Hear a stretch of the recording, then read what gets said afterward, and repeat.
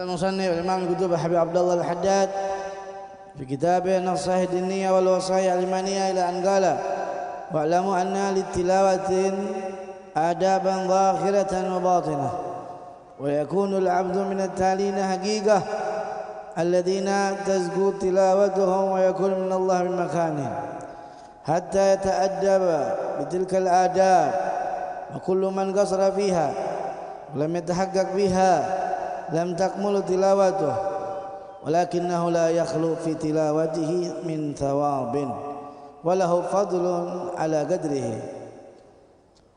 فمن أهم الآداب وأكادها أن يكون التالي في تلاوته مخلصا لله تعالى ومريدا بها وجهه الكريم وتقرب إليه والفوز بثوابه، وأن لا يكون مرائيا ولا متصنعا ولا متزينا للمخلوقين ولا طالبا بتلاوته شيئا من الحظوظ العاجلة والأعراض الفانية الزائلة، وأن يكون ممتلئ السر والقلب بعظمة المتكلم عز وجل خاضعا لجلاله خاشع القلب والجوارح حتى كأنه من تعظيمه وخشوعه واقف بين يدي الله يطلع عليه كتابه الذي أمره به ونهاه.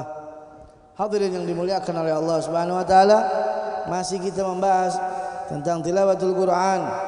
Habib Abdullah Al-Haddad mengatakan, ketahuilah bagi mereka-mereka yang ingin membaca Al-Quran memiliki adab baik zahir maupun batin. Ada adabnya, baik adab zahir maupun batin.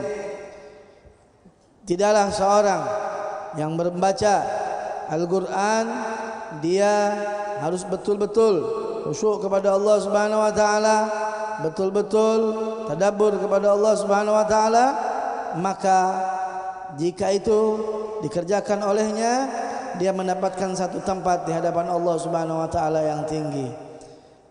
Dan apabila ada seseorang yang tidak daripada menyempurnakan adabnya, dia membaca Al-Quran, maka tidak sempurnalah pembacaannya, akan tetapi tidak hilang daripada pahala, tetap mendapatkan pahala dari Allah Subhanahu wa taala. Setiap orang akan mendapatkan pahala tergantung daripada adabnya membaca Al-Quran. Tetapi kata Habib Abdullah Al-Haddad, yang terpenting dan yang harus diperhatikan di dalam membaca Al-Quran adalah seorang yang membaca Al-Quran harus ikhlas karena Allah Subhanahu wa taala dan betul-betul menginginkan daripada apa? Ridha-Nya Allah Subhanahu wa taala yang mulia, menginginkan daripada pendekatan diri dia kepada Allah, menginginkan kemenangan dengan mendapatkan pahala dari Allah Subhanahu wa taala. Dan tidak boleh ketika membacanya riya, pengen dipuji, kemudian dia membuat-buat bacaan itu menjadi baik untuk selain daripada Allah Subhanahu wa taala, akan tetapi kepada makhluk-makhluk Allah Subhanahu wa taala.